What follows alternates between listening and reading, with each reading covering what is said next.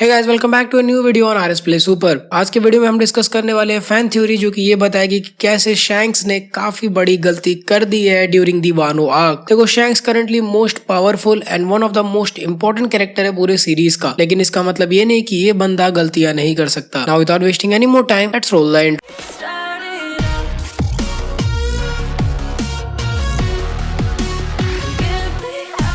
तो इस पूरी फैन थ्योरी के लिए तीन कैरेक्टर्स बहुत ही ज्यादा इंपॉर्टेंट है, Vegapunk, green bull and shanks. Now you guys already know कि वेगापंक स्मार्टेस्ट कैरेक्टर है वन पीस के वर्ल्ड में। वेगापंक ने ऐसी ऐसी चीजें कर रखी है थ्रू आउट द सीरीज जो कि माइंड ब्लोइंग है और वन पीस के पूरे पूरे कॉन्सेप्ट को ही डिफाई करती है। और रिसेंटली इस कैरेक्टर के बारे में बहुत सारी इंटरेस्टिंग फैक्ट्स रिवील हुई। वेगापंक ने खुद के क्लोन्स बनाए, वेगापंक का ड्रैगन के साथ कुछ कनेक्शन है। एंड नंबर 3, वर्ल्ड गवर्नमेंट ने ऑर्डर किया है कि वेगापंक को खत्म कर दिया जाए। ये सारे के सारे फैक्ट्स बहुत ही ज्यादा इंटरेस्टिंग और माइंड ब्लोइंग थे रिसेंट के चैप्टर्स में। नाउ अगर हम टाइम में थोड़ा सा पीछे जाए तो हमें पता चलता है कि वेगापंक ने काइडो के ऊपर एक्सपेरिमेंट किया था एंड उसके डेविल फ्रूट का क्लोन बनाने की कोशिश की थी, लेकिन किसी वजह से वो एक्सपेरिमेंट फेल हो गया, या फिर ऐसा वेगापंक को लगा। क्योंकि मोमोनोसुके से जो रिजल्ट निकला था वो ये बात प्रूव करता है कि indeed Vegapunk is the smartest man in the One Piece world. उसने one of the strongest mythical Zoan के डेविल फ्रूट का क्लोन बना दिया। एंड दैट इज हाउ हमारे पास दो सेम टाइप के डेविल फ्रूट्स एग्जिस्ट करते हैं वन पीस के वर्ल्ड में, जो कि अभी तक पॉसिबल नहीं था। एंड इसीलिए मैंने स्टार्टिंग में बोला कि वेगापंक ने ऐसे ऐसे काम कर रखे हैं जो कि पूरे के पूरे वन पीस के कॉन्सेप्ट को ही डिफाई करते जा रहे थे। नाउ शैंक्स एक बहुत ही इंटरेस्टिंग कैरेक्टर है। शैंक्स का ऑल्दो वेगापंक से कोई लेना देना नहीं है, बट उसका जो पूरा का पूरा रोल है वो वन पीस के वर्ल्ड को बहुत ही ज्यादा अफेक्ट करता है। आप पूछोगे ऐसा क्यों? तो शैंक्स का रोल वन पीस के वर्ल्ड में पावर के बैलेंस को मेंटेन करता है, like ending the Marineford war, stopping Kaido and warning the Gorosei about a certain pirate. Shanks के सारे एक्शन यही दिखाते हैं कि उसने बैलेंस को गिरने से हमेशा ही बचाया है। वैसे अगर आप नोटिस करोगे तो शैंक्स के नेम का मीनिंग खुद ही एक बैलेंस को दर्शाता है। शैंक एक एंकर का पार्ट होता है जो कि उसके पूरे के पूरे स्ट्रक्चर को बैलेंस प्रोवाइड करता है। एंकर क्या होता है अगर आपको नहीं पता तो जो शिप्स में ऐसे नीचे लोहे का बड़ा सा पार्ट नीचे किया जाता है ताकि शिप कहीं जाए ना, तो उसको एंकर कहते हैं। अगर हम लोग पीछे कुछ चैप्टर्स को देखें तो शैंक्स ने वारों में ग्रीन बुल को भी रोका था, लेकिन मे भी ये शैंक्स की तरफ से एक मिस्टेक हो सकती है जो उसके पहले किए गए सही और गलत कामों पे बुरा असर डाल सकती है। देखो, जहाँ तक हम लोग वर्ल्ड गवर्नमेंट को जानते हैं, वर्ल्ड गवर्नमेंट किसी की अपनी नहीं है। जब तक उनका काम चल रहा है चलने दो, और जैसे ही काम खत्म मामला साफ करो। हमने यही सेम चीज बर्तलोमेउ कुमा के साथ होते हुए देखी। चाहे तुम उनके लिए पूरी जिंदगी गांड घिस के काम करो, जैसे ही तुम्हारा मतलब खत्म तुम्हें साफ कर दिया जाएगा। वेगापंक, मैं तुमसे बात कर रहा हूँ। जहाँ तक बात करें ग्रीन बुल की, तो ऑल्दो कैरेक्टर एक एडमिरल है, लेकिन इस बंदे का हिसाब कुछ अलग ही है। जब तक ये अपने से कमजोर कैरेक्टर्स, अनएक्सपीरियंस कैरेक्टर से फाइट करने जा रहा है, तब तक ये बहुत ही कूल दिखने की कोशिश करता है। ये बंदा ऐसा सोच रहा था कि ये मंकी डी लूफी का सर काट के वर्ल्ड गवर्नमेंट तक लेके जाएगा, पर जैसे ही पता चलता है कि इसकी औकात के बाहर के लोग भी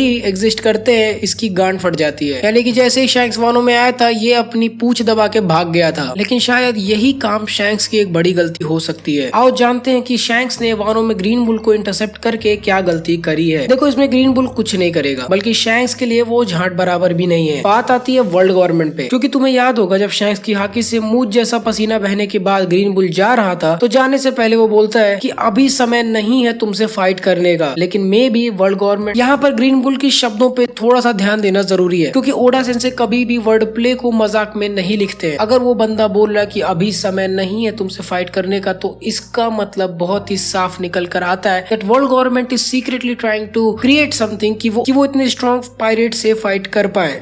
एंड इस बात को हम हल्के में नहीं ले सकते, क्योंकि कुछ ही चैप्टर्स के बाद सेराफिम का पूरा सीन स्टार्ट हुआ और हमने देखा कि वेगापंक के क्लोन्स कितने ज्यादा केपेबल है। देयर वाज लिटरली अनदर मीहॉक जो कि पूरे के पूरे पहाड़ को काट दिया था अमेज़न लिली आइलैंड पे। एक कैरेक्टर इतना पावरफुल था कि वो ब्लैक बियर्ड तक को पंच करने जा रहा था, एंड उसकी वजह से ये रिवील होता है कि black beard armament hockey use कर सकता है। मतलब इतने बड़े मांगा में हमें इस तरह से रिवील हो रहा है कि black beard armament hockey use कर सकता है, क्योंकि उसके ऊपर एक बच्चा सेराफिम अटैक कर रहा है। तो इसीलिए वेगापंक के क्लोन्स को हल्के में नहीं ले सकते, क्योंकि पूरा का पूरा जिस तरह से ये प्लॉट ही दिखाया गया है, Oda sensei is trying to portray that in Seraphims को तुम हल्के में नहीं ले सकते, भले ये क्लोन हो या बच्चे हो या लुनारियन हो। भाई बहुत ही सिंपल सी बात है, तुम ब्लैक बियर्ड के बारे में सोचो, तुम्हें कितना ही पता है ब्लैक बियर्ड के बारे में, फिर भी तुम्हें इस तरह से बताया जा रहा है कि ये बंदा आर्मामेंट हाकी यूज कर सकता है। ओडा सेंसे प्रभु आगे क्या दिखाने वाले हो हमें। लेकिन इन सब चीजों के पीछे शैंक्स की जो सबसे बड़ी गलती थी वो था ग्रीन बुल को रिट्रीट करने पे मजबूर करना instead of defeating him. Although Momonosuke and Yamato के बाद भी लूफी का क्रू पूरी तरह से रेडी था ग्रीन बुल से फाइट लेने को, और अगर उस क्रू के टॉप 3 मेंबर्स भी वहां पे उतर जाते ना तो ग्रीन बुल की मार के रख लेते। और यहीं पर शैंक्स के आने की वजह से ग्रीन बुल बच गया, और यहीं पर शैंक्स के इंटरफेरेंस की वजह से ग्रीन बुल वहां से बचकर निकल गया। लेकिन ग्रीन बुल के रिट्रीट होने से शैंक्स से कौन सी भारी गलती हो गई? देखो, मैंने पहले ही बताया कि ग्रीन बुल को कोई खतरा नहीं था वहां, लेकिन यहाँ पर मेन पॉइंट ये है कि अब ग्रीन बुल के पास काफी सारी इंफॉर्मेशन है related to Vegapunk's experiment on devil fruit. Green Bull ने जैसे ही मोमोनोसुके के पिंक ड्रैगन को देखा था, वो देख के ही शॉक हो गया था कि एक और काइडो जैसा ड्रैगन एग्जिस्ट करता है। ऑल्सो ग्रीन बुल के कई सारे रेफरेंसेस थे जो कि ये बताते हैं कि वो ऑलरेडी वानो से फेमिलियर था, या फिर पॉसिबली वो खुद ही वानो से था। आपको चैप्टर नंबर 1054 का रिव्यू देखना चाहिए अगर आपको इसके बारे में और डिटेल में जानना है। तो इस समय करंटली ग्रीन बुल के पास कुछ ऐसी इंफॉर्मेशन है, कुछ ऐसे फैक्ट्स है वेगापंक के बारे में जो कि इवन खुद वेगापंक को भी नहीं पता होगा। वेगापंक ने अनइंटेंशनली एक वर्किंग डेविल फ्रूट का क्लोन बना दिया, और वो एग्जैक्टली वैसे ही काम कर रहा है जैसे काइडो का डेविल फ्रूट काम किया करता था। ये कोई भी सरप्राइजिंग बात नहीं है कि Vegapunk was able to create Seraphims. अगर ये बंदा डेविल फ्रूट्स का क्लोन बना सकता है, कुछ ऐसी चीजों का क्लोन बना सकता है जिनकी वेरी एग्जिस्टेंस के बारे में किसी को नहीं पता वन पीस में, तो इंसानों का क्लोन बनाना कोई बहुत बड़ी बात नहीं होगी वेगापंक के लिए। तो अब ये सारी इंफॉर्मेशन ग्रीन बुल के पास है, एंड ग्रीन बुल जानता है कि वेगापंक का एक्सपेरिमेंट एक फेलियर नहीं था। CP0 ने भी वानो कंट्री आर्क के दौरान ये चीज बताई थी कि वेगापंक ने सक्सेसफुली काइडो के लिनिएज फैक्टर का यूज करके एक डेविल फ्रूट का क्लोन बना लिया था, और वर्ल्ड गवर्नमेंट चाहती थी कि ये डेविल फ्रूट वेगापंक उन्हें दे दे, बट वेगापंक ने इस डेविल फ्रूट को एक फेलियर घोषित कर दिया और उसे पंख हजार्ड पे ही छोड़ दिया। बाद में जब पंख हजार्ड डिस्ट्रॉय हुआ तो वो लोग ये उम्मीद कर रहे थे कि वो डेविल फ्रूट भी उसी के साथ डिस्ट्रॉय हो गया, बट नाउ दे नो कि ये केस नहीं है। वेगापंक का डेविल फ्रूट परफेक्टली काम कर रहा था। देखो, हमने अभी तक जो सेराफिम की गांड फाड़ पावर को देखा है, इससे हम एक बात कह सकते हैं कि ये अचीव हुआ है with only the addition of genetic augmentation, the same technology जो कि जेरमा 66 यूज करते हैं। अगर वर्ल्ड गवर्नमेंट को पता चला कि आर्टिफिशियल डेविल फ्रूट्स क्रिएट हो सकते हैं और वो इस लेवल पर काम कर रहे हो कि लिटरली एक योंको तक को टक्कर दिया जा सकता है, तो फिर वो चाहेंगे कि वेगापंक उनके लिए और भी ऐसे डेविल फ्रूट्स को क्रिएट करे ताकि उनके पास भी ऐसे पावर्स हों। जरा एक बार सोचो कि फाइनल वॉर में जैसे ही वॉरलॉर्ड्स के क्लोन्स एक दूसरे से फाइट कर रहे हो, वैसे ही स्ट्रॉन्ग डेविल फ्रूट यूजर्स भी एक अपने ही क्लोन से फाइट कर रहे हो। I mean literally crocodile is fighting with himself. लेकिन फिर भी उन्होंने वेगापंक के एक्सिक्यूशन को क्यों ऑर्डर किया? इसके पीछे 2 रीजन हो सकते हैं। सबसे पहला रीजन जो कि मुझे लगता है कि वर्ल्ड गवर्नमेंट के पास ऑलरेडी वो सारे टिप्स एंड ट्रिक्स आ चुके हैं, मतलब वेगापंक ने ऑलरेडी वो सब कुछ नोट डाउन किया होगा, या फिर इनके पास वो सारा डिटेल होगा कि कैसे एक डेविल फ्रूट का क्लोन बनाया जा सकता है। Although Vegapunk is the smartest person in the world, but उसने ऑलरेडी वो डिस्कवरी कर रखी है, उसने वो मेथड्स रखे हैं, और वर्ल्ड गवर्नमेंट इन सारी मेथड्स का यूज करके किसी और से ये काम करवा सकती है। शायद वर्ल्ड गवर्नमेंट को ऐसा लगता है कि एक बार उन्होंने डेविल फ्रूट का क्लोन बनाना सीख लिया और ऑलरेडी वो वॉरलॉर्ड्स का क्लोन बना चुके हैं, तो उन्हें किसी चीज की टेंशन लेने की जरूरत नहीं है। So we can just dispose Vegapunk. या फिर जो मुझे दूसरा रीजन लगता है, that is Vegapunk knows too much. Vegapunk के पास काफी सारी ऐसी इंफॉर्मेशन आ चुकी है जो कि वर्ल्ड गवर्नमेंट पहले कंफर्म नहीं कर पा रही थी, क्योंकि उनके अकॉर्डिंग जो डेविल फ्रूट क्रिएट हुआ था वो फेक था, वो फेलियर था। बट अब जब इनको पता चल चुका है कि devil fruit is in working condition, वो डेविल फ्रूट परफेक्टली काम कर रहा है, तो वर्ल्ड गवर्नमेंट के हिसाब से वेगापंक ने कुछ ऐसे सीक्रेट्स अनलॉक कर लिए हैं जो कि उसे नहीं पता होने चाहिए थे।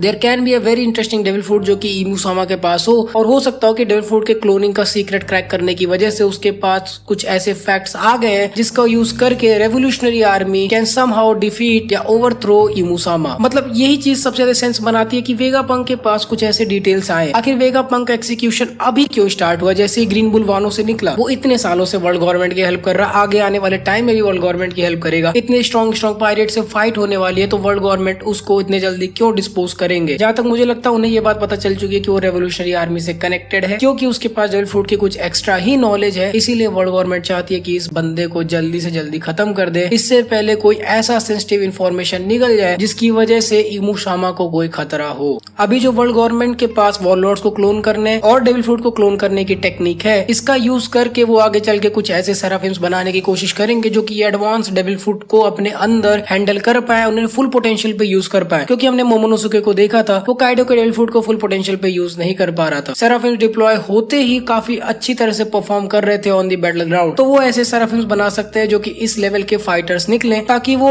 इन योंको से फाइट कर पाए इन द कमिंग बैटल। और अगर ऐसा होता है तो इवन स्ट्रॉन्गेस्ट कैरेक्टर्स के लिए भी उन्हें रोकना काफी ज्यादा मुश्किल हो जाएगा। जरा एक बार सोचो, वो कोई ऐसा क्लोन बना ले जिसके पास व्हाइट बियर्ड जितनी स्ट्रेंथ हो और क्रोकोडाइल जैसा डेविल फ्रूट हो। Just think about it. And ये कोई मैं बहुत ज्यादा आउट ऑफ द बॉक्स की बात नहीं कर रहा हूँ। They only need white beard का लीनिएज फैक्टर, जो कि थ्रू आउट द बैटल वो समहाउ उसका डीएनए कलेक्ट कर लिए होंगे एंड देन फिर उन्हें क्रोकोडाइल का लीनिएज फैक्टर चाहिए। और आपको याद हो तो क्रोकोडाइल भी इम्पेल डाउन में बंद था, वो छोड़ो इस समय तो डोफ्लामिंगो भी इम्पेल डाउन में बंद है। अगर ये लोग काइडो जैसे बंदे का लीनिएज फैक्टर निकाल सकते हैं, काइडो की बात हो रही है यहाँ पे, तो यार इन सारे कैरेक्टर्स का लीनिएज फैक्टर निकालना कोई बहुत बड़ी बात नहीं है। और इसीलिए ये पॉसिबली शैंक्स की सबसे बड़ी गलती हो सकती है आगे आने वाले वॉर के लिए। ग्रीन बुल को वही निपटा देना चाहिए था, ना रहता बांस ना बजती बांसुरी। लेकिन अब तो भैया वो जाएगा सीधे अकाइनू के पास, या फिर मे बी CP0 को भी ये बात पता लग जाए एंड ये सारी इन्फॉर्मेशन डायरेक्टली इमू के पास पहुंचेगी। Be careful what you wish for. यहाँ पे सबसे बड़ी आयरनी की बात यह है कि शैंक्स ने ऑलरेडी डिक्लेयर कर दिया था कि न्यू एरा और न्यू जनरेशन के लोग अब आने चालू हो चुके हैं, तुम इन्हें रोक नहीं सकते। और फिर उसने खुद ही नए जनरेशन को ये पूरा सिचुएशन हैंडल करने नहीं दिया, बल्कि अपनी हाकी का यूज करके उसने पूरे मैटर को इंटरसेप्ट किया। So maybe there is a possibility कि शैंक्स को फ्यूचर में इस बात के लिए पछताना पड़े। शैंक्स पावर के बैलेंस को मेंटेन रखना चाहता है, इसके पीछे एक वजह होगी। मे बी वो चाहता है कि लूफी अपने फुल पोटेंशियल का यूज करे, कि अगर उसने ऐसा नहीं किया तो फिर इमू सामा की साफ सफाई तो हमने सुनी ही है, सब कुछ साफ कर देती है वो। पता नहीं इस समय साबो का क्या सिचुएशन है, शायद इसीलिए शैंक्स ऐसा ना हो कि वो खुद ही घूम घूम के पावर के बैलेंस को मेंटेन करता है। लेकिन अब जब लूफी एक लेवल पर आ गया है तो शैंक्स फ्री हो गया है एंड तभी ही wants to go after One Piece. इतने सालों तक वो लूफी के फ्रूट की अवेकनिंग कर रहा था। सो गाइस, ये थी मेरी छोटी सी फैन थ्योरी ऑन शैंक्स।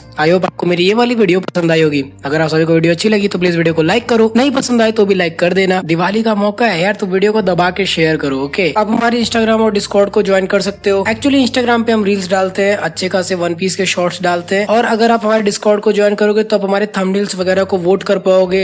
कई सारे थंबनेल्स बोलते पर वीडियो के, तो आप सेलेक्ट कर पाओगे कौन सा थंबनेल दिखना चाहिए। तो डिस्कॉर्ड पे और भी कई सारे फन इवेंट्स होते हैं। फॉर एग्जांपल अभी एक इवेंट हुआ था और एक बच्चा 500 रुपए जीत के गया, तो आप भी वहाँ पर आ सकते हो, ज्वाइन कर सकते हो। We can have fun there and you can win prizes in all the events. Channel को सब्सक्राइब करो, बेल नोटिफिकेशन ऑन करो ताकि ऐसे गजब के कंटेंट एंजॉय कर पाओ। मैं आपसे मिलूंगा अगले वीडियो में। So until the next video, play on.